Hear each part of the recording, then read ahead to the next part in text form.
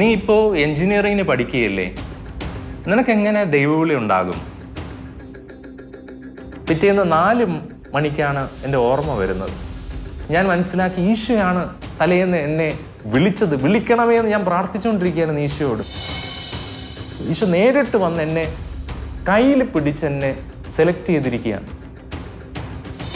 എനിക്ക് ആദ്യമായിട്ട് വിവാഹാലോചന പോലെ വന്ന ആ ഒരു സംഭവത്തിലെ ആ പെൺകുട്ടിയാണ് തൻ്റെ കുഞ്ഞുമായിട്ട് അവിടെ നിൽക്കുന്നത്. അങ്ങനെ എൻ്റെ ആദ്യത്തെ ജ്ഞാനസ്നാനം ആ പെൺകുട്ടിയുടെ കുഞ്ഞിനാണ് കൊടുക്കാനുള്ള അവസരം കിട്ടിയത്.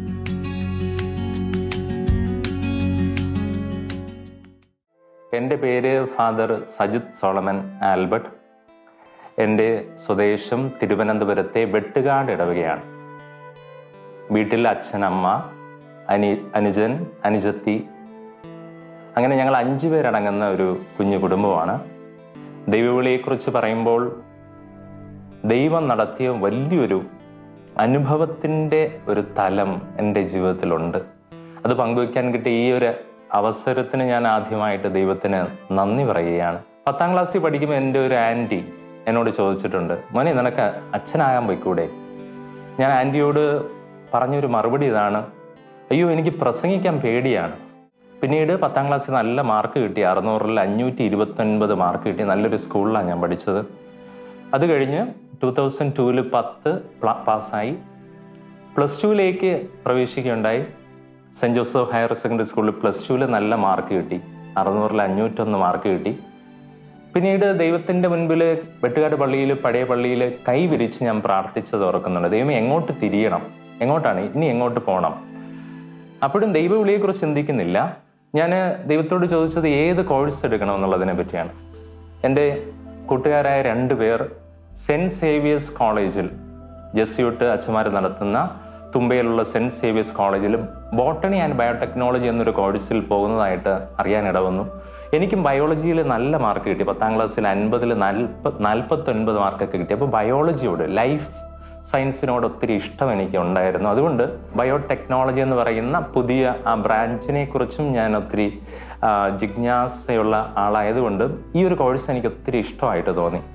ഞാൻ അതിലേക്ക് പോകാൻ, അതിൽ ഡിഗ്രി എടുക്കാൻ, പിന്നീട് MSc എടുക്കാൻ, അതിനുശേഷം PhD ഒക്കെ എടുത്തൊരു സയൻറ്റിഫിക് ലെവലിൽ അങ്ങനെ പോകാനുള്ള ഒരു ആഗ്രഹം എനിക്കുണ്ടായിരുന്നു. അതിനുവേണ്ടി കമ്മിറ്റഡ് ആവാൻ ഞാൻ മനസ്സുകൊണ്ട് ഉറക്കുകയാണ്. എന്നിട്ട് സെൻറ്റ് സേവിയേഴ്സ് കോളേജിൽ അഡ്മിഷൻ എടുക്കുകയുണ്ടായി.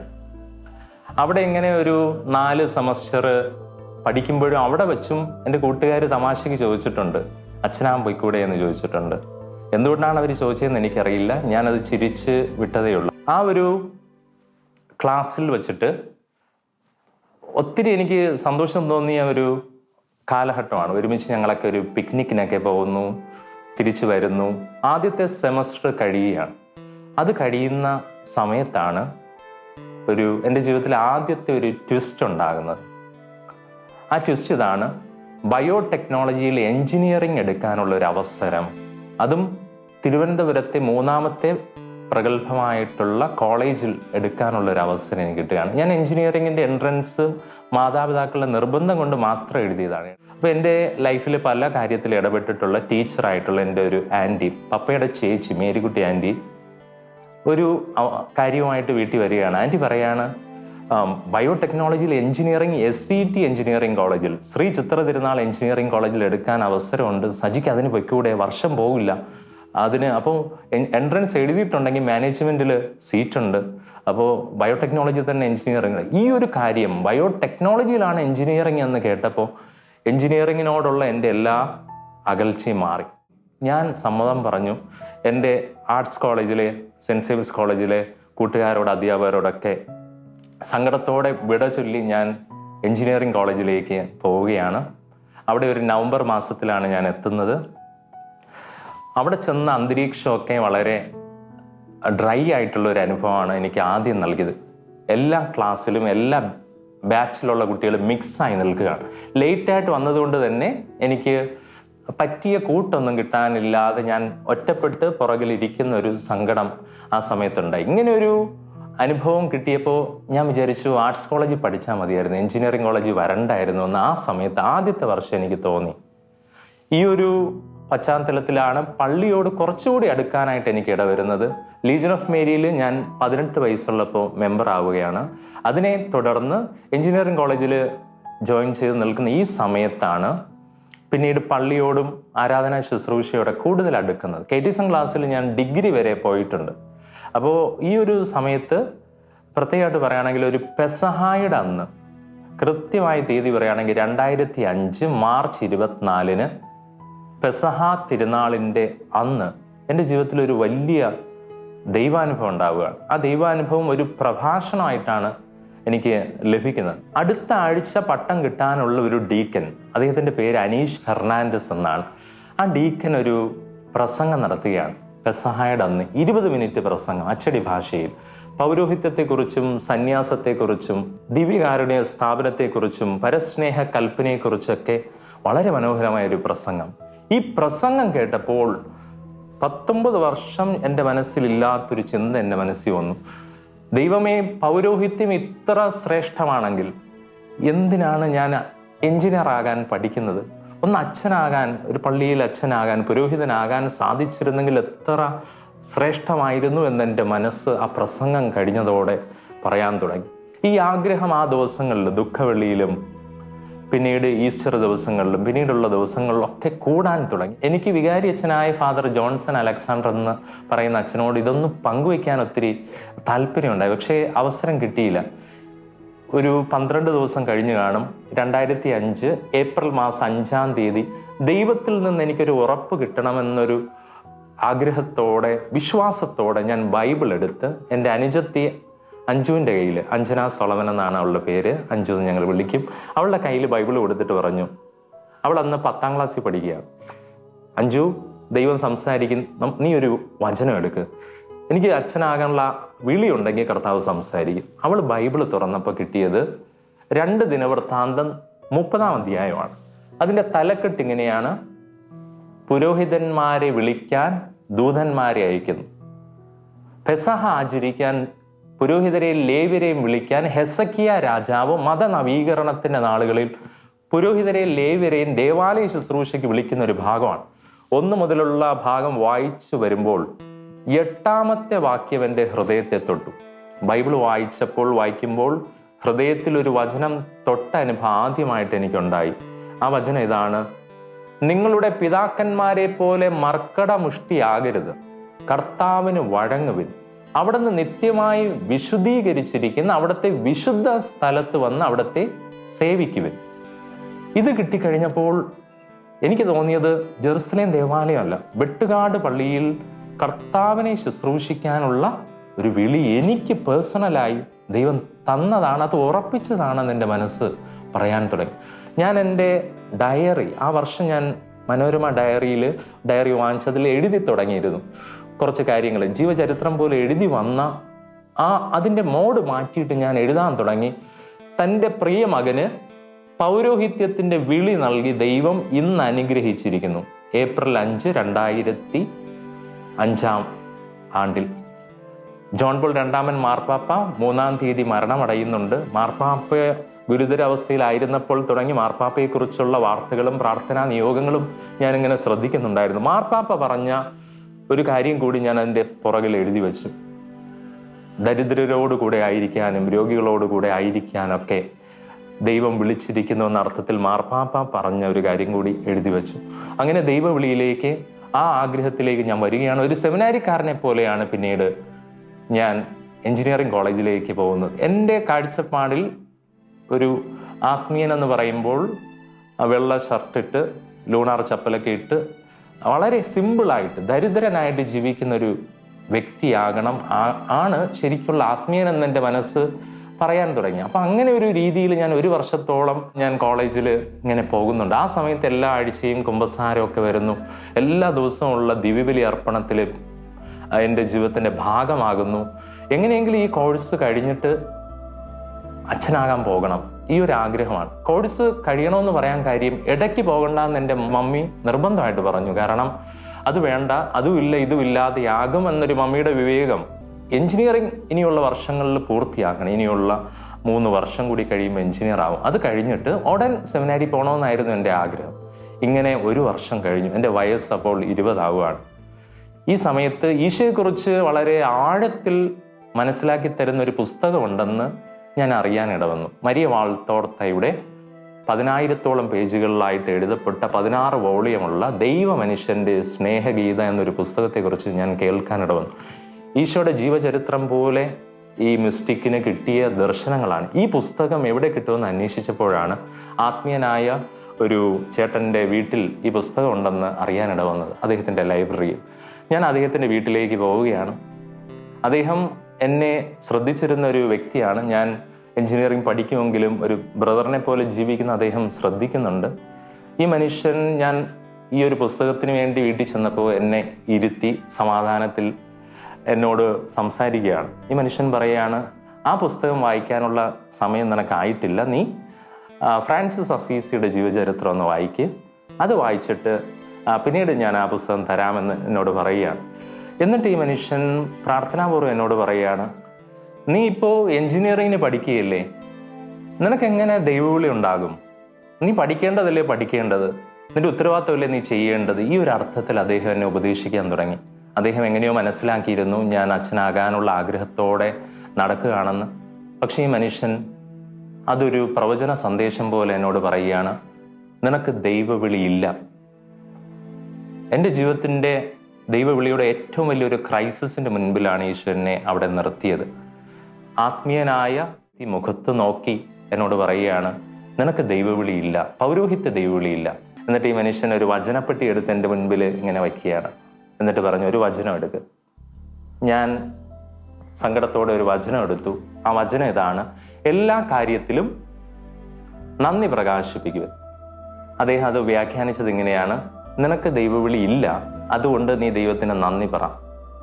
ഇത് പക്ഷേ വചനം കൊണ്ട് തുടങ്ങിയ ആഗ്രഹം വചനം കൊണ്ട് അവസാനിപ്പിച്ച ഒരു അനുഭവമായിപ്പോയി. ഞാൻ അന്ന് വീട്ടിൽ ഫ്രാൻസിസ് അസീസിയുടെ ബുക്കുമായിട്ട് വരികയാണ്. ഫാദർ ലിയോ കീപ്രത്ത് കപ്പൂച്ചൻ എന്ന് പറയുന്ന അച്ഛൻ എഴുതിയ സുന്ദരമായ പുസ്തകമാണ് അസീസിയിലെ ഫ്രാൻസിസ്. ആ പുസ്തകമാണ് അദ്ദേഹം എനിക്ക് നൽകിയത്. അതുമായിട്ട് വീട്ടിലേക്ക് എത്തിയ എനിക്ക് വീട്ടിലും വലിയൊരു പ്രഷർ അനുഭവിക്കേണ്ടി വന്നു. കാരണം പഠനത്തിൽ ഞാൻ ശ്രദ്ധ കൊടുക്കാതെ അച്ഛനാകാനുള്ള ആഗ്രഹത്തോടെ ആത്മീയ കാര്യങ്ങൾക്ക് വേണ്ടി ഇറങ്ങിത്തിരിച്ചിരിക്കുന്ന എൻ്റെ വീട്ടിലും ഒരു സംഘർഷത്തിന് കാരണമാകുന്നു. ആ സമയത്തൊക്കെ ഞാൻ കരിസ്മാറ്റിക് നവീകരണമായിട്ട് ആഴമായിട്ടുള്ള ബന്ധത്തിലോട്ട് വരികയാണ്. കോളേജിൽ ജീസസ് യൂത്തിൽ ഞാൻ ആക്റ്റീവ് ആകുന്നു. ഇതെല്ലാം ഒത്തിരി കാര്യങ്ങൾക്ക് വേണ്ടി സമയം ഇങ്ങനെ പോകുന്നത് എൻ്റെ വീട്ടുകാരുടെ ഉത്കണ്ഠയ്ക്ക് കാരണമായി. അതുകൊണ്ട് എൻ്റെ മമ്മി അന്ന് വളരെ വൈകാരികമായിട്ട് എന്നോട് ഇടപെട്ടു. വീട്ടിൽ വലിയ വിഷയമായി. ഞാൻ ജപമാല ആ ദിവസങ്ങളിൽ, ആ നാളുകളിൽ കൈ വിരിച്ചു ചൊല്ലുന്ന, മുട്ടിൽ നിന്ന് കൈ വിരിച്ചു ചൊല്ലുന്ന ഒരു ശീലം ഒക്കെ എനിക്കുണ്ടായിരുന്നു കുടുംബ പ്രാർത്ഥനയിൽ. ജപമാല ചൊല്ലാനായിട്ട് ഞാൻ കൈ വിരിച്ച് അന്ന് അവിടെ നിൽക്കുമ്പോൾ എനിക്ക് സംസാരിക്കാനായിട്ട്, എനിക്ക് പ്രാർത്ഥിക്കാനാകാത്ത വിധം ഒരു ദുഃഖം എന്നിലേക്ക് കടന്നു വന്നു. ഞാൻ 10 മിനിറ്റോളം കരയാൻ തുടങ്ങി. കൈ വിരിച്ച് പിടിച്ച് കരഞ്ഞു തുടങ്ങി. പിന്നീട് പ്രാർത്ഥിക്കാതെ ഞാൻ അവിടെ ഇരുന്ന് കരയാൻ തുടങ്ങി. 10 മിനിറ്റോളം കരഞ്ഞപ്പോൾ എൻ്റെ മമ്മിയും അനുജത്തിയും വന്ന് എന്നെ ആശ്വസിപ്പിച്ചുകൊണ്ട് പറഞ്ഞു, മോനെ അവിടെ പോട്ടടാ മോനെ, കുഴപ്പമില്ല. അവർക്ക് കാര്യം എന്താണെന്ന് മനസ്സിലായില്ല. അവർ വിചാരിച്ചത് അവരുടെ ആ ഒരു വൈകാരിക പ്രതികരണം കണ്ടുകൊണ്ട് എനിക്ക് സങ്കടം വന്ന് കരഞ്ഞതാണെന്നാണ്. പക്ഷെ ഞാൻ കരഞ്ഞത് അച്ഛനാകാനാവില്ലല്ലോ എന്നൊരു ചിന്തയോടെയാണ്.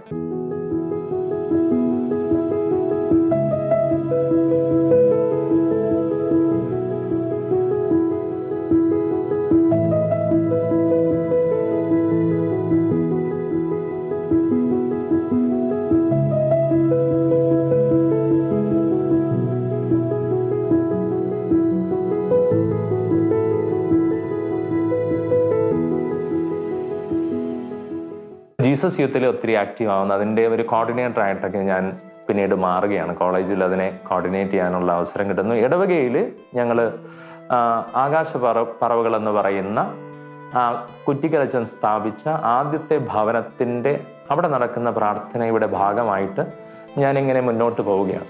ഈ ഒരു അനുഭവം ഇങ്ങനെ തുടർന്നുകൊണ്ടിരിക്കുകയാണ്. എഞ്ചിനീയറിംഗ് കഴിഞ്ഞു. 29-ാം തീയതി ഞായറാഴ്ച പൗലോസ് ലീഹയുടെ വർഷം തുടങ്ങുന്ന ദിവസം പുതിയൊരു അവസരം എൻ്റെ ജീവിതത്തിലേക്ക് ദൈവം തരികയാണ്. എൻജിനീയറിംഗ് കഴിഞ്ഞിട്ട് ഒരു IT ഫിനിഷിംഗ് സ്കൂളിൽ ചേർന്ന് ഏതെങ്കിലും ഒരു കോഴ്സ് ചെയ്ത് പിന്നീട് സോഫ്റ്റ്വെയർ ഫീൽഡിലോട്ട് തിരിയാനുള്ള ഒരു അവസരമാണ്. വീട്ടിലും ബന്ധുക്കളിലൊക്കെ, പ്രത്യേകിച്ച് ഞാൻ നേരത്തെ സൂചിപ്പിച്ച മേരിക്കുട്ടി ആൻറ്റിയുടെ മകൻ ആ ഫീൽഡിൽ ബാംഗ്ലൂരിൽ ഒത്തിരി നല്ല പൊസിഷനിലായിട്ടുണ്ട്. അപ്പോൾ ആ ഒരു റൂട്ടിലോട്ട് പോകാനാണ് വീട്ടിലുള്ള ആ ഒരു സമ്മർദ്ദം. അപ്പോൾ ആ സമയത്ത് എൻ്റെ മുൻപിൽ 3 ഓപ്ഷൻസ് വന്നു: ജാവ, .NET, നെറ്റ്വർക്കിംഗ്. ഇതിൽ 3-ൽ ഏതെങ്കിലും ഒരു കോഴ്സ് എടുത്ത് പഠിച്ച് ആ ഫീൽഡിലോട്ട് തിരിയണം എന്നുള്ള ഒരു അവസരമാണ് എനിക്ക് വന്നത്. പക്ഷേ എൻ്റെ മനസ്സ് സോഫ്റ്റ്വെയർ ലാംഗ്വേജസിലോട്ട് തിരിയാൻ സമ്മതിച്ചില്ല. നെറ്റ്വർക്കിംഗ് എടുക്കാനുള്ള ഒരു തീരുമാനത്തിലോട്ട് ഞാൻ വന്നു. വീട്ടിലത് പങ്കുവച്ചു. പക്ഷെ വീട്ടുകാർ പറഞ്ഞു, നിന്റെ ചേട്ടനെ പോലെ, കസിൻ ചേട്ടനെ പോലെ ജാവ എടുത്താൽ മതി. ആൻറ്റിയും അങ്ങനെ തന്നെ പറഞ്ഞു. ആ ഒരു സാഹചര്യത്തിൽ പൗലോസ് ശ്ലീഹയുടെ വർഷം തുടങ്ങുന്ന ആ ദിവസം ജൂൺ 29-ാം തീയതി പള്ളിയിൽ വായിച്ച വചനത്തിൻ്റെ വെളിച്ചത്തിൽ ഞാൻ എൻ്റെ വീട്ടുകാരോട് പറഞ്ഞു, അപ്പോസ്തല പ്രവർത്തനം 2-ാം അധ്യായത്തിൽ മത്തിയാസ് എന്ന് പറയുന്ന 12-ാമത്തെ അപ്പോസ്തലനെ കുറിയിട്ട് യൂദാസിന് പകരം എടുക്കുന്ന ഭാഗം എൻ്റെ ഓർമ്മയിൽ വന്നു. ഞാൻ വീട്ടിൽ പറഞ്ഞു, നമുക്കൊരു കാര്യം ചെയ്യാം, 3 പേരും 3 പേപ്പറിൽ എഴുതിയിട്ട് നമുക്ക് ലോട്ടിട്ട് നമുക്ക് എടുക്കാം. നന്മ നിറഞ്ഞ മറിയമേ എന്ന പ്രാർത്ഥന ചൊല്ലിക്കൊണ്ട് ഞാൻ എടുത്തപ്പോൾ കിട്ടിയത് നെറ്റ്വർക്കിംഗ് ആണ്. ആ സമയത്ത് വീണ്ടും ഒരു തർക്കം വരികയാണ്. ഇങ്ങനെയാണ് ജീവിതത്തിൽ തീരുമാനം എടുക്കേണ്ടത്. ഞാൻ പറഞ്ഞു, ഒന്നും കൂടി എടുക്കാം. മമ്മി എടുക്കും. ഇപ്രാവശ്യം മമ്മി എടുക്കുന്നു. കിട്ടിയത് നെറ്റ്വർക്കിംഗ്. വീണ്ടും തർക്കം വരികയാണ്. അവിടെ ഒരു ആശയക്കുഴപ്പം വരികയാണ്. അപ്പം ഞാൻ പറഞ്ഞു, ഒരു കാര്യം ചെയ്യാം, ഒന്നും കൂടി. നന്മ നിറഞ്ഞ മറിയം ചൊല്ലി അനിയത്തിയെ കൊണ്ടതെടുത്തു. അവൾ എടുത്തപ്പോഴും നെറ്റ്വർക്കിംഗ് ആണ്. എൻ്റെ അനുജൻ്റെ കൺട്രോൾ പോയി. അവൻ പറഞ്ഞു, ഇങ്ങനെയൊന്നും അല്ലടാ ജീവിതത്തിൽ തീരുമാനം എടുക്കേണ്ടത്, നീ ഒരു കാര്യം ചെയ്യും. ആ പേപ്പറൊക്കെ എടുത്ത് അവൻ ചെക്ക് ചെയ്ത് നോക്കി. ഞാൻ പറഞ്ഞു, നീ ഇനി എടുക്കും. നാലാമത് അവൻ തന്നെ അത് മടക്കി ഇട്ടു. കണ്ണ് തുറന്ന് അവൻ നിന്നിട്ട് അവൻ എടുത്തു. അവൻ എടുത്തപ്പോഴും കിട്ടിയത് നെറ്റ്വർക്കിംഗ്. അവൻ ആ പേപ്പർ അങ്ങ് തട്ടിക്കളഞ്ഞു. എന്നിട്ട് പറഞ്ഞു, ഇങ്ങനെയൊന്നും അല്ല ജീവിതത്തിൽ തീരുമാനം എടുക്കേണ്ടത്. അതെനിക്ക് ഒത്തിരി സങ്കടത്തിന് കാരണമായി. കാരണം ദൈവം സംസാരിച്ചു എന്ന് എൻ്റെ മനസ്സ് പറയുക, നെറ്റ്വർക്കിങ്ങിലോട്ട് തിരിയണം. പക്ഷെ എൻ്റെ മമ്മി അവിടെയും പറഞ്ഞു, മോനെ, ഞങ്ങൾ പറയുന്നത് നീ കേൾക്കണം, നീ ജാവയിൽ ജോയിൻ ചെയ്യണം. ഞാൻ സങ്കടത്തോടെ പോയി വചനപ്പെട്ടി എടുത്തു. അതിൽ കിട്ടിയ വചനം ഇതാണ് ദൈവഹിതം, നിന്റെ വിശുദ്ധീകരണം. അതെനിക്ക് ആശ്വാസമായി. ഞാൻ ദൈവത്തിൻ്റെ ഇഷ്ടം പോലെ ആകട്ടെ എന്ന് കരുതി അവിടെ IT ഫിനിഷിംഗ് സ്കൂളിൽ ഫെയ്ത്ത് ഇൻഫോടെക്കിൽ ചെന്നു. അവിടെ വെച്ച് അറിയാൻ പറ്റി, അവിടെ ആ വർഷം നെറ്റ്വർക്കിംഗ് കോഴ്സ് ഇല്ല. കാരണം കുട്ടികളുടെ കുറവുണ്ട്. ജാവയിലും .NETലും കുട്ടികളുണ്ട്. ഞാൻ ജാവയിലേക്ക് പ്രവേശിക്കുന്നു. പിന്നീട് .NET കൂടി പൂർത്തിയാക്കാൻ എനിക്ക് അവസരം കിട്ടുന്നു. അവിടെ വെച്ചിട്ട് ജീസസ് യൂത്തിൻ്റെ ഒരു പ്രാർത്ഥനാ കൂട്ടായ്മ അടുത്തുള്ള കേശവദാസപുരത്തുള്ള നസ്രത്ത് ചാപ്പലിൽ തുടങ്ങാൻ എനിക്ക് അവസരം കിട്ടുന്നു. പിന്നീട് ഈ പ്രേ ഗ്രൂപ്പ് ടെക്നോ പാർക്കിലുള്ള ജീസസ് യൂത്ത് ഗ്രൂപ്പുമായിട്ട് ലിങ്ക് ആവുന്നു. അങ്ങനെ ടെക്നോ പാർക്കിലേക്ക് ഈ സ്ഥാപനം മാറുന്നു. ഞാൻ അവിടെ വെച്ച് ഈ ഒരു പ്രോസസ്സിൽ പോയിക്കൊണ്ടിരിക്കുമ്പോൾ ഒരു 2009 ഫെബ്രുവരി മാസം 4-ാം തീയതി 4-ാമത്തെ അനന്തപുരി കൺവെൻഷൻ ചന്ദ്രശേഖരൻ നായർ സ്റ്റേഡിയം പാളയത്ത് തുടങ്ങുന്ന ദിവസം ആ സ്ഥാപനത്തിലെ മാഡം എൻ്റെ അടുത്ത് വന്നിട്ട് പറഞ്ഞു, സജിത്തെ, കമ്പനിക്കൊരു പോളിസി ഉണ്ട്. ഈ ഒരു ഇന്റേണൽ എക്സാമിനേഷൻ നല്ല രീതിയിൽ പാസ്സാകാത്ത ഒരാൾക്ക് ഒരിക്കലും സർട്ടിഫിക്കേഷൻ എക്സാം എഴുതാൻ പറ്റില്ല എന്ന് പറഞ്ഞു. കാരണം ഞാൻ ആ സമയത്ത് എൻ്റെ ഇൻട്രസ്റ്റുകളൊക്കെ കുറച്ച് മാറിപ്പോയി. ഞാൻ ആ സോഫ്റ്റ്വെയർ പഠനത്തിൽ അത്രയും ശ്രദ്ധിച്ചിരുന്നില്ല. പക്ഷേ ഞാനത് പോസിറ്റീവായിട്ട് എടുത്തു. കമ്പനി പോളിസി അവർ പറഞ്ഞപ്പോഴും ഞാൻ അതിനെ അംഗീകരിച്ച്. അവരൊത്തിരി എനിക്ക് ആനുകൂല്യങ്ങളൊക്കെ ചെയ്തതാണ്. പ്രാർത്ഥനയ്ക്കും പ്രേ ഗ്രൂപ്പൊക്കെ തുടങ്ങാൻ ഹെൽപ്പ് ചെയ്ത വളരെ പ്രയർഫുൾ ആയിട്ടുള്ള ഒരു മാനേജ്മെൻ്റാണ് ആ സ്ഥാപനത്തിലുള്ളത്. ഇന്നും ടെക്നോ പാർക്കിൽ അതുണ്ട്. അപ്പോൾ അവർ പറഞ്ഞപ്പോൾ ഞാൻ എൻ്റെ ലാസ്റ്റ് ദിവസമാണ് ഞാൻ മനസ്സിലാക്കി. അവിടെ നിന്ന് നേരെ ഞാൻ പാളയത്തോട്ട് വന്നു. ഇപ്പോൾ ഞാൻ ഇരിക്കുന്ന ഇടവകയിലേക്ക് ഞാൻ വരികയാണ്. പാളയ ഇടവകയിൽ ബുക്ക് സ്റ്റോളിലേക്ക് വന്നിട്ട് കാരിസ് ഇന്ത്യ എന്ന് പറഞ്ഞൊരു മാഗസിൻ ഞാൻ വാങ്ങിക്കാനുള്ള പ്രചോദനം കിട്ടിയത് കൊണ്ട് വാങ്ങിക്കുകയാണ്. ആ മാഗസിനുമായിട്ട് കൺവെൻഷന് പോയി അവിടെ ഇരിക്കുന്ന സമയത്ത് തുറന്നു നോക്കിയപ്പോൾ ഇന്ത്യ ഒട്ടാകെ സുവിശേഷം എത്തിക്കാൻ ഒരു യൂത്ത് വോളണ്ടിയറിനെ ആവശ്യമുണ്ടെന്നൊരു ഇംഗ്ലീഷ് പരസ്യം കണ്ടു. അത്യാവശ്യം റെന്യൂമറേഷൻ നൽകുമെന്നും ഹിന്ദി, ഇംഗ്ലീഷ്, മലയാളം ഭാഷകളിൽ പ്രാഗൽഭ്യം ഉണ്ടായിരിക്കണമെന്നും കരിസ്മാറ്റിക് റിന്യൂവലുമായിട്ടും മറ്റ് മുന്നേറ്റങ്ങളുമായിട്ടൊക്കെ പ്രവർത്തിച്ച് പരിചയമുണ്ടാകണമെന്നൊക്കെ അതിൽ പരസ്യത്തിൽ കണ്ടു. ഒരാളെ ആവശ്യമുള്ളൂ. ഞാൻ ഹൃദയം കൊണ്ട് ആഗ്രഹിച്ചു, ദൈവമേ ഇത് എന്നെ ആകട്ടെ, ഇത് ഞാനാകട്ടെ, ഇത് എനിക്കുള്ള വിളിയാകട്ടെ. ഞാൻ എന്തായാലും പൗരോഹിത്യത്തിലോട്ട് പോകുന്നില്ല, പക്ഷെ ഈ ഒരു അവസരം എനിക്ക് തരണമേ, ഞാൻ റെഡിയാണ്. നാഷണൽ കരിസ്മാറ്റിക് ഓഫീസ് ഡൽഹിയിൽ നിന്നാണ് കാരിസ് ഇന്ത്യ പബ്ലിഷ് ചെയ്യുന്നത്. ഡൽഹിയിലാണ് ഇതിൻ്റെ ഓഫീസ്. അപ്പം ഞാൻ സ്പീഡ് പോസ്റ്റ് വഴി വികാരി അച്ഛൻ, ജോൺസൺ അച്ഛൻ തന്നെയാണ് അന്ന് ഇടവകയിൽ വികാരി അച്ഛൻ, അച്ഛൻ്റെ അറ്റസ്റ്റേഷനോടെ KCUM-ന്റെ പ്രസിഡൻ്റായിട്ട് ഞാൻ ഇതിനിടയ്ക്ക് പ്രവർത്തിക്കുന്നു. ഇടവകയിൽ റിട്രീറ്റുകൾ, യൂത്ത് റിട്രീറ്റുകൾ പ്രത്യേകിച്ച് സംഘടിപ്പിക്കാൻ പലതവണ അതിൻ്റെ ഭാഗമാകുന്നു. ഇതെല്ലാം വച്ചുകൊണ്ട് എൻ്റെ ഒരു ബയോഡേറ്റ എഴുതി നാഷണൽ കരിസ്മാറ്റിക് ഓഫീസ് ഡൽഹിയിലേക്ക് സ്പീഡ് പോസ്റ്റിംഗ് ചെയ്തു. അതിൻ്റെ ഒരു കോപ്പി ഇമെയിൽ വഴി ഓഫീസിലോട്ട് അയച്ച് ഞാൻ ആ മാസം മുഴുവനും കാത്തിരുന്ന് പ്രാർത്ഥിക്കുകയാണ്, ദൈവമേ എന്നെ വിളിക്കണമേ. വീട്ടിൽ ഞാൻ പറഞ്ഞു, ഈ മാസത്തിനകം ദൈവം എന്നെ വിളിക്കും. എല്ലാ ദിവസവും ഈ മെയിൽ ചെക്ക് ചെയ്യാറുണ്ട്, ഒരു മാറ്റവും ഇല്ല. പക്ഷെ എൻ്റെ മനസ്സിലൊരു ഉറപ്പ്, ശക്തമായ ഒരു ഉറപ്പ് ദൈവം തന്നു. അതിനൊരു കാരണമുണ്ട്. ഞാൻ ഫെബ്രുവരി 5-ാം തീയതി മോർണിംഗിൽ 2ാം ദിവസത്തെ കൺവെൻഷന് പോകാനുള്ള ഒരുക്കമൊക്കെ ആയിട്ട് ഈ കാരിസിൻ്റെ മാഗസിനുമായിട്ട് പ്രാർത്ഥിച്ചുകൊണ്ടിരിക്കുമ്പോൾ എൻ്റെ മനസ്സിൽ വന്നു, പഠിച്ചതിൻ്റെ ബാങ്ക് ലോൺ കിടപ്പുണ്ട്, ഇതെങ്ങനെ മാറുമെന്നൊരു ചോദ്യം വന്നു. ഇതെങ്ങനെ മാറും? ഞാൻ ഗുഡ് ന്യൂസിൻ്റെ ഇംഗ്ലീഷ് ബൈബിൾ എടുത്ത് പ്രാർത്ഥനയോടെ ദൈവമേ സംസാരിക്കണമെന്ന് പറഞ്ഞ് തുറന്നു. പ്രഭാഷകന്റെ പുസ്തകം, സിറാക്കിന്റെ പുസ്തകം 29-ാം അധ്യായം കിട്ടി. അതിൻ്റെ തലക്കെട്ട് ഇങ്ങനെയാണ്, ലോൺ ആൻഡ് റീപേയ്മെന്റ്, കടവും തിരിച്ചടവും. ഇത് കിട്ടിയ അടുത്ത മിനിറ്റുകളിൽ ഗേറ്റിന്റെ കൊളുത്ത് മാറ്റി എൻ്റെ മമ്മി വീട്ടിലേക്ക് കയറി വരികയാണ്. മമ്മിയെ വിളിച്ചോണ്ടാ വരുന്നത്. മക്കളെ ഇന്ന് വിളിച്ചാ വരുന്നത്. ഞാനാണ് കുറ്റി മാറ്റി കൊടുത്തത്. മമ്മി അകത്ത് കയറി. മമ്മി പറയാണ്, മക്കളെ നിങ്ങളുടെ ബാങ്ക് ലോണ് എഴുതി തള്ളാൻ പോകുന്നടാ മക്കളെ. മമ്മി വളരെ സന്തോഷത്തോടെ പറയുകയാണ്, ബാങ്ക് ലോൺ എഴുതി തള്ളാൻ പോകുന്നു. ഞാൻ മമ്മിയോട് ചോദിച്ചു, മമ്മി എങ്ങനെ മമ്മി? ഫിഷറീസിൽ അപ്പന്മാരുള്ളവരുടെ മക്കളുടെ ബാങ്ക് ലോണ് ഗവൺമെന്റ് എഴുതി തള്ളുന്ന ഒരു തീരുമാനം അവിടെ വരികയാണ്. ഗവൺമെന്റ് എടുത്തതായിട്ട് ഫിഷറീസിൽ ഓഫീസിലുള്ള ഒരു ചേട്ടൻ എൻ്റെ മമ്മിയോട് പറയും. പിന്നീട് ഞാൻ ആ ഭാഗത്തെക്കുറിച്ച് ചിന്തിക്കുന്നില്ല. ആ ഒരു തീക്ഷ്ണതയിലാണ് ഞാൻ കർത്താവ് എന്നെയാണ് വിളിക്കുന്നത് എന്നുള്ള ഉറപ്പിൽ പ്രാർത്ഥിച്ചു തുടങ്ങിയത്. രാവും പകലും ദിവ്യബലി അർപ്പിച്ചതിന് ശേഷം വീട്ടിൽ വന്ന് വ്യക്തിപരമായി പ്രാർത്ഥിക്കാൻ തുടങ്ങി. മറ്റൊരു കാര്യത്തിൽ ഇടപെടാതെ ഈ ഒരു കാര്യത്തിന് വേണ്ടി ഞാൻ ഈശോയോട് നിർബന്ധപൂർവ്വം എന്ന പോലെ പ്രാർത്ഥിക്കണം. ദൈവമേ എന്നെ വിളിക്കണമേ, എന്നെ ഇതിനായിട്ട് വിളിക്കണമേ. 27-ാം തീയതി ഒരു മാറ്റവും ഇല്ല, വിളി വന്നില്ല. പക്ഷെ ഒരു അവസരമുണ്ട്, ഒരു ട്വിസ്റ്റ് ഉണ്ടായി. വെട്ടുകാട് ഇടവകയിൽ നിന്ന് കരിസ്മാറ്റിക് റിന്യൂവലിന്റെ ട്രിവാൻഡ്രം സോണൽ റീകോൺസ്റ്റിറ്റ്യൂഷനിൽ പങ്കെടുക്കാനുള്ള അവസരം എനിക്ക് കിട്ടുകയാണ്. ഞാൻ അതിലേക്ക് എത്തുന്നു. എൻ്റെ വയസ്സ് അപ്പോൾ 22. ആ ഒരു റീകോൺസ്റ്റിറ്റ്യൂഷനിൽ പങ്കെടുത്ത മുതിർന്നവരുടെ കൂട്ടത്തിൽ ഞാൻ നിൽക്കുന്നു. ആ രാത്രി ആനിമേഷൻ സെന്റർ ചാപ്പലിൽ ചെന്ന് പ്രാർത്ഥിക്കാനുള്ള ഒരു പ്രചോദനം എനിക്കുണ്ടായി. ഞാൻ പോകുമ്പോൾ കരിസ്മാറ്റിക് കമ്മീഷന്റെ കേരളത്തിന്റെ ആസ്ഥാനമായ എമാവൂസ് എന്ന് പറയുന്ന കളമശ്ശേരിയിലുള്ള ആ ഒരു സ്ഥലത്ത് നിന്ന് വന്നിരിക്കുന്ന സിസ്റ്ററും ബ്രദറും, അതിൽ ആ ബ്രദർ എന്നോട് പറഞ്ഞു, ജോർജ് കുട്ടി മണിമല ബ്രദർ എന്നെ തടഞ്ഞു നിർത്തിയിട്ട് പറഞ്ഞു, മോനെ ഇപ്പൊ നീ താഴോട്ട് പോകണ്ട, ഇപ്പൊ പോയാൽ രാവിലെ ഉറക്കം തൂങ്ങേണ്ടി വരും, നീ പോയി കിടന്ന് ഉറങ്ങിക്കും. അനുസരണം ബലിയേക്കാൾ ശ്രേഷ്ഠമെന്ന് എൻ്റെ മനസ്സിൽ പലപ്പോഴും ദൈവം ഉറപ്പിക്കുന്ന ഒരു വലിയ ദൈവാനുഭവത്തിലേക്ക് ദൈവം എന്നെ നയിക്കുകയാണ്. ആ മനുഷ്യൻ പറഞ്ഞത് ഞാൻ അനുസരിച്ചു. ഞാൻ പ്രാർത്ഥിക്കാൻ പോകാതെ ബെഡിൽ പോയി കിടന്നു. മലർന്നാണ് കിടക്കുന്നത്. ഞാൻ ആ രാത്രി കിടക്കുമ്പോൾ ഉറങ്ങിയിട്ടില്ല. ഞാൻ തിരിച്ചറിയുകയാണ്, എൻ്റെ പുറകിൽ ഒരാൾ നിൽക്കുകയാണ്, വെള്ള വസ്ത്രം ധരിച്ച്, നീണ്ട വെള്ള വസ്ത്രം ധരിച്ച്. ഈ മനുഷ്യനെ കണ്ടപ്പോൾ പെട്ടെന്ന് ഞെട്ടി എണീക്കാനാണ് എൻ്റെ മനസ്സിന് പ്രചോദനം ഉണ്ടായത്. പക്ഷെ എനിക്ക് എണീക്കാൻ സാധിക്കുന്നില്ലെന്ന് ഞാൻ മനസ്സിലായി. കാരണം ശരീരം ഡെഡ് ബോഡി പോലെ കിടക്കുകയാണ്. തലയിൽ നിന്ന് സിഗ്നൽ കൈക്ക് കൊടുക്കാൻ ഞാൻ വിചാരിക്കുകയാണ്, കൈ പൊക്കാൻ. പക്ഷെ പൊക്കാൻ പറ്റുന്നില്ല. ബോഡി ഡെഡായി കിടക്കുകയാണ്. കണ്ണ് മാത്രം തുറന്നിരുന്ന് ഞാൻ ഈ കാഴ്ച കാണുകയാണ്, ഈ വ്യക്തിയെ.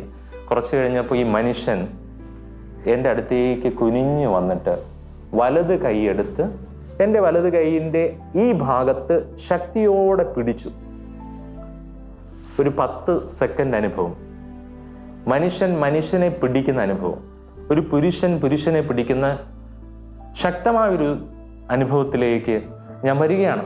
പിറ്റേന്ന് 4 മണിക്കാണ് എൻ്റെ ഓർമ്മ വരുന്നത്. ഞാൻ മനസ്സിലാക്കി, ഈശോയാണ് തലേന്ന് എന്നെ വിളിച്ചത്. വിളിക്കണമേ എന്ന് ഞാൻ പ്രാർത്ഥിച്ചുകൊണ്ടിരിക്കുകയാണ് ഈശോയോട്. ഈശോ നേരിട്ട് വന്ന് എന്നെ കയ്യിൽ പിടിച്ച് എന്നെ സെലക്ട് ചെയ്തിരിക്കുകയാണ്, എന്നെ ചൂസ് ചെയ്തിരിക്കുകയാണ്. ഈ ഒരു ചിന്തയോടെ 4 മണിക്ക് എണീറ്റ് ഞാൻ ആനിമേഷൻ സെന്റർ ചാപ്പലിൽ പോവുകയാണ്. എനിക്ക് മനസ്സിലായി, ഈ റീകോൺസ്റ്റിറ്റ്യൂഷന്റെ ആ ഒരു ടീമിൽ ഞാനും ഉൾപ്പെടാൻ സാധ്യതയുണ്ടെന്ന് എനിക്ക് മനസ്സിലായി. ഞാൻ പിറ്റേന്ന് ആ ഒരു ഇലക്ഷൻ്റെ സമയത്ത് ഞാൻ പറഞ്ഞു എഞ്ചിനീയറിംഗ് കഴിഞ്ഞ് നിൽക്കുകയാണ്, ഇപ്പോൾ എനിക്ക് ഈ ഒരു ടീമിൽ മെമ്പർ ആകാൻ അവസരം കിട്ടുകയാണെങ്കിൽ അത് ദൈവഹിതമായിട്ട് ഞാൻ എടുക്കുമെന്ന് പറഞ്ഞു. അവരത് ആ ഒരു റീകോൺസ്റ്റിറ്റ്യൂഷനിൽ വന്നവർ, പുനഃസംഘടനയിൽ വന്നവർ എന്നെ ആ ടീമിൻ്റെ ഭാഗമായിട്ട് തിരഞ്ഞെടുത്തു. പിന്നീട് ഒരു കോർഡിനേറ്റർ പാനലിൽ ഒരു ഇന്റേണൽ വോട്ടിംഗ് നടന്നപ്പോൾ ഞാൻ ആ കോർഡിനേറ്റർ പാനലിലും വരികയാണ്. എമ്മാവൂസിൽ ചെല്ലാനുള്ള അവസരം കിട്ടി. എൻ്റെ വയസ്സ് മാർച്ച് 10 ആയപ്പോൾ 23 എമ്മാവൂസിൽ വെച്ച് മാർച്ച് 15 തീയതി ട്രിവാൻഡ്രം സോണിൻ്റെ കോർഡിനേറ്ററായിട്ട് എന്നെ തിരഞ്ഞെടുക്കുകയാണ്. ഇതിനിടയ്ക്ക് ഒരു വലിയ സംഭവം ഉണ്ടായി. മാർച്ച് 13 എമ്മാവൂസിൽ എത്തിയ ഞങ്ങളോട് കരിസ്മാറ്റിക് കമ്മീഷൻ്റെ സെക്രട്ടറി ആയ KST ചെയർമാനായ ഷാജൻ തേർമടവച്ചൻ ഇങ്ങനെ പറയുകയുണ്ടായി, കേരളത്തിൻ്റെ 23 സോണിൽ നിന്ന് വന്ന സർവീസ് ടീം അംഗങ്ങളാണ് നിങ്ങൾക്ക് ഒരേ ഒരു ജോലിയേ ഉള്ളൂ. ആ ജോലി നെറ്റ്വർക്കിംഗ് ആണ്. നിങ്ങൾ പ്രാർത്ഥനാ ഗ്രൂപ്പുകൾ തമ്മിൽ നെറ്റ്വർക്കിംഗ് ചെയ്യണം, നിങ്ങൾ വ്യക്തികൾ തമ്മിൽ നെറ്റ്വർക്കിംഗ് ചെയ്യണം. എന്നിട്ടാണ് 2 ദിവസം കഴിഞ്ഞ് മാർച്ച് 15 എന്നെ കോർഡിനേറ്ററായിട്ട് തിരഞ്ഞെടുത്ത് അഭിവന്യ തോമസ് ചക്കിയാത്ത് പിതാവിൻ്റെ കൈവപ്പ് വഴി എന്നെ നിയോഗിച്ചയക്കുന്നത് ട്രിവാൻഡ്രത്തേക്ക്. അങ്ങനെ ഞാൻ ഇന്ത്യയിലെ തന്നെ ഏറ്റവും യങ്ങസ്റ്റ് കരിസ്മാറ്റിക് സോണൽ കോർഡിനേറ്ററായിട്ട് മാറുകയാണ്. ഞാൻ ഡൽഹിയിലുള്ള നാഷണൽ കരിസ്മാറ്റിക് ഓഫീസിലെ യൂത്ത് വോളണ്ടിയർ ആക്കണമേ എന്നാണ് പ്രാർത്ഥിച്ചത്. പക്ഷേ കർത്താവ് അതിൻ്റെ തന്നെ റീജിയണൽ സംവിധാനത്തിൻ്റെ ഒരു സോണിൻ്റെ കോർഡിനേറ്ററായിട്ടാണ് എന്നെ വിളിച്ചത്. ദൈവം അങ്ങനെ പ്രാർത്ഥനയ്ക്ക് ഉത്തരം നൽകുകയാണ്. ഞാൻ പിന്നീട് 2 വർഷം ആ ഒരു ദൗത്യത്തിൽ മുന്നോട്ട് പോവുകയാണ്. ഈ ഉത്തരവാദിത്തം കഴിയുന്ന അതേ ദിവസം, പുതിയ സോണൽ കോർഡിനേറ്റർ വന്ന അതേ ദിവസം ഞാൻ ദുബായിലേക്ക് പോവുകയാണ്. എനിക്കൊരു ജോലിക്കായിട്ട് അവിടേക്ക് എത്തുകയാണ്. ഇതിനിടയ്ക്ക് ടെക്നോ പാർക്കിൽ RR ഡോൺലി എന്ന കമ്പനിയിൽ എനിക്ക് ജോലി കിട്ടുന്നു. അവിടെ ഞാൻ വർക്ക് ചെയ്യുന്നുണ്ട്. ഇതിൻ്റെ ഇടയ്ക്ക് എനിക്കൊരു വിവാഹാലോചന വരുന്നുണ്ട്. ഞാൻ ആ വിവാഹാലോചനയുടെ സമയത്ത് ദൈവത്തോട് ഇങ്ങനെ പ്രാർത്ഥിച്ചിരുന്നു, ദൈവമേ, അച്ഛനാവാൻ പറ്റിയില്ലെങ്കിലും കുഴപ്പമില്ല, എനിക്ക് ആ പെൺകുട്ടിയെ കെട്ടിയാൽ മതി. കാരണം അത്ര നല്ലൊരു കുട്ടിയാണെന്ന് മാനുഷിക അർത്ഥത്തിൽ എനിക്ക് തോന്നി. എൻ്റെ ആദ്യത്തെ ഒരു വിവാഹാലോചനയാണ്. പിന്നീടും വിവാഹാലോചനകൾ വരുന്നുണ്ട്, ഞാൻ അതിലേക്ക് പോകുന്നില്ല. അങ്ങനെ ഈ ഉത്തരവാദിത്തം കഴിഞ്ഞ് ദുബായിൽ ജോലിക്ക് പോകുന്നു. അങ്ങനെ വിസ മാറാനായിട്ട് ഞാൻ നാട്ടിൽ വരുന്നു. എൻ്റെ അനുജനും ജോലി കിട്ടുന്നു, അവൻ വിദേശത്തേക്ക് പോവുകയാണ്. ഞാൻ വിസ മാറി തിരിച്ച് ജോലിക്ക് പ്രവേശിക്കുന്നു. പക്ഷേ ഒരു ട്വിസ്റ്റ് ഉണ്ടായി. എനിക്ക് വർക്ക് പെർമിറ്റ് കിട്ടിയില്ല. ഒരു അസുഖം വന്നു. അതുകൊണ്ട് തന്നെ എനിക്ക് നാട്ടിൽ മടങ്ങി വരേണ്ടി വന്നു. ഞാൻ എൻ്റെ ഭാവി പരിശുദ്ധ അമ്മയുടെ വിമല ഹൃദയത്തിന് സമർപ്പിക്കുകയാണ്. ഒരു സെപ്റ്റംബർ മാസം 8 തീയതി വീട്ടിലിരുന്ന് രാവിലെ മുതൽ രാത്രി വരെ ജപമാല ചൊല്ലാൻ തുടങ്ങി. 3 മാസത്തോളം എനിക്ക് മരുന്നെടുക്കേണ്ട ആവശ്യമുണ്ടായി. അതിനോടൊപ്പം തന്നെ ഇരുന്ന് പ്രാർത്ഥിക്കാനുള്ള അവസരവും കിട്ടി. പ്രാർത്ഥിച്ചുകൊണ്ടിരുന്നു. എൻ്റെ അനുജത്തെ ആദ്യമായിട്ട് ബൈബിൾ എടുത്തിട്ട് കൃത്യം 7 വർഷം കഴിഞ്ഞ് 2012 പെസഹ ദിവസം കൂടിയാണ് അന്ന്. എൻ്റെ അനുജൻ ഗൾഫിൽ നിന്ന് വിളിച്ചിട്ട് പറയുകയാണ്, സജി, നീ ഏത് സഭയിൽ വേണമെങ്കിലും പൊയ്ക്കോ, കുടുംബത്തിൻ്റെ കാര്യം ഞാൻ നോക്കിക്കൊള്ളാം. ഈ ഒരു കാര്യം വീണ്ടും എൻ്റെ ഉള്ളിൽ ദൈവവിളിയെക്കുറിച്ചുള്ള ചിന്തയുണ്ടാകാൻ, ആഴപ്പെടാൻ ഇടവരുത്തി. ആ ദിവസങ്ങളിൽ വികാരി അച്ഛൻ ഈസ്റ്റർ ദിവസം വൊക്കേഷൻ ക്യാമ്പിനെ പറ്റി പറയുകയാണ്. വീട്ടുകാരെല്ലാം സമ്മതത്തിലേക്ക് വരികയാണ്. ഇനി പോവുകയാണെങ്കിൽ ഫുൾ സപ്പോർട്ടാണെന്ന് പറയുകയാണ്. ഇതിനു മുൻപ് തന്നെ കരിസ്മാറ്റിക്കിൻ്റെ ഒരു പ്രാർത്ഥനാ വേളയിൽ വെള്ള ലോഹയിട്ട് ഞാൻ നിൽക്കുന്ന കാഴ്ച പലരും കണ്ടതായിട്ട് സാക്ഷ്യപ്പെടുത്തിയിട്ടുണ്ട്. അന്ന് അതെനിക്ക് ഉൾക്കൊള്ളാൻ പറ്റിയില്ല. പക്ഷേ ഈ ഒരു അനുഭവം ഉള്ളിൽ നിന്ന് ആഗ്രഹം വന്നപ്പോൾ ഞാൻ ഉറപ്പിക്കുകയാണ്. ഈ ഒരു യാത്രയിലേക്ക് ഞാൻ ചുവടുവെക്കുകയാണ്. എനിക്ക് കിട്ടിയ നല്ലൊരു കൗൺസിലർ ഇങ്ങനെ പറയുകയുണ്ടായി, 8 വർഷം കഴിയുമ്പോൾ അച്ഛനാകും. കൃത്യം 8 വർഷം കഴിഞ്ഞപ്പോൾ 2020 വെട്ടുകാട് പള്ളിയിൽ വെച്ച് ഞാൻ വൈദികനാവുകയാണ്. ഇതിനിടയ്ക്ക് ഡീക്കൻ പട്ടം കിട്ടിയ സമയത്ത് നടന്നൊരു രസകരമായ സംഭവം പറയാം.